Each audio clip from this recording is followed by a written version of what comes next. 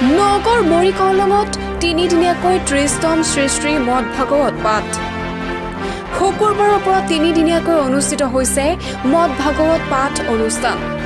নগৰ মৰিকলং বৰঘাট আঞ্চলিক বাৰকীয়া ৰাইজৰ উদ্যোগত মৰিকলং বৰঘাট ৰাজহুৱা ভৱনত অনুষ্ঠিত হৈছে এই মদ ভাগৱত পাঠ অনুষ্ঠান। শুকুৰবাৰে পুৱা ধৰ্মধ্বজা উত্তোলনেৰে শুভাৰম্ভ কৰা হয় এই মদ ভাগৱত পাঠ অনুষ্ঠানৰ। এই অনুষ্ঠানত অঞ্চলৰ ৭৫ বছৰ ঊৰ্ধৰ লোকসকলক সম্বৰ্ধনা জনোৱা হয়। উল্লেখ্য যে ১৯৯৫ চনৰ পৰা এই মদ ভাগৱত পাঠ অনুষ্ঠান অনুষ্ঠিত হৈ আহিছে। অহা দেওবাৰে বিয়লি সামৰণি পৰিব এই মদ ভাগৱত পাঠ অনুষ্ঠানৰ। নগাঁৱৰ পৰা বিভূতি বৰাৰ ৰিপৰ্ট, বটদ্ৰৱা লাইভ।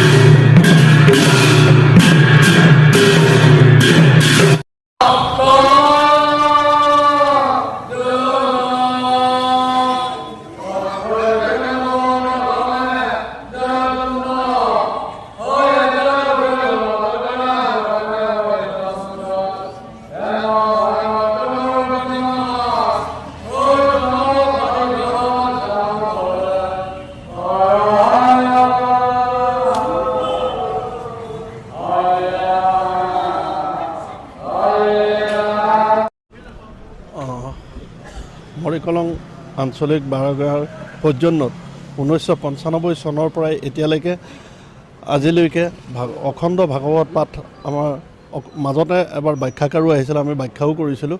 পৰাপক্ষত আমি অখণ্ড ভাগৱত পাঠে আৰম্ভ কৰি আহিছোঁ। মাজতে মাত্ৰ দুবছৰ ২০২১-২২ত কৰোণাৰ কাৰণে দুবছৰ গেপ আছিল আৰু এইবাৰ আমি আন এটা পদক্ষেপ লৈছোঁ। আচলতে প্ৰতিবাৰেই লোৱা হয়, এইবাৰ পদক্ষেপ এনেকুৱাকৈ লোৱা হৈছে ৭৫ বছৰ যিসকলে অতিক্ৰম কৰিলে, ৭৫ বছৰ অতিক্ৰম কৰা আমাৰ চাৰিওটো অঞ্চলৰ বয়োজ্যেষ্ঠসকলক গোটাই আনি ইয়াতে তেখেতসকলক জলযোগৰ ব্যৱস্থা, এখনেই ধৰ্মবস্ত্ৰ আৰু এখনেই সম্বৰ্ধনা পত্ৰৰে আমি তেখেতসকলক সন্মান যাচিবলৈ পায়। এইটো এটা মানে খুব ভাল লগা এটা পৰিৱেশ আজি সৃষ্টি হৈছে, খুব ভাল লাগিছে। তেখেতসকলক বহুত বছৰৰ মূৰত দেখা পাইছোঁ, স্বাস্থ্যজনিত কাৰণতে ঘৰৰ পৰা ওলাই আহিব নোৱাৰে। এইটো অনুষ্ঠান আমাৰ তিনিদিনীয়াকৈ অনুষ্ঠিত হয়। আজি প্ৰথম দিন, আজি প্ৰথম অনুষ্ঠান হিচাপে আমাৰ ধৰ্মধ্বজা উত্তোলন হৈ গৈছে, শ্বহীদ বেদীত বন্তি প্ৰজ্বলন হৈ গৈছে আৰু বয়োজ্যেষ্ঠসকলক সম্বৰ্ধনা অনুষ্ঠানটিও হৈ গৈছে। আৰু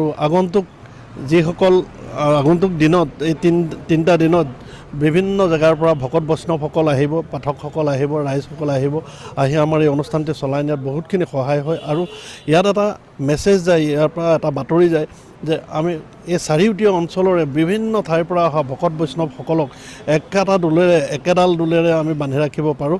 এইটো ভাল লাগে, সকলোৰে লগে আমাৰ ধন্যবাদ থাকিল। আৰু এই চেগতে নিউজ লাইভৰ সকলো কৰ্মকৰ্তালৈ আমি ভাগৱতৰ